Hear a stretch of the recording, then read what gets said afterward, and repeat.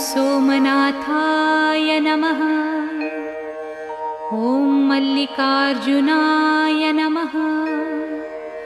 ॐ महाकालेश्वराय नमः। ॐ ओंकारेश्वराय नमः। ॐ वैद्यनाथाय नमः। ॐ भीमशंकराय नमः। ॐ रामेश्वराय नमः। ॐ नागेश्वराय नमः। ॐ विश्वेश्वराय नमः। ॐ त्र्यंबकेश्वराय नमः। ॐ केदारेश्वराय नमः। ॐ घुस्मेश्वराय नमः।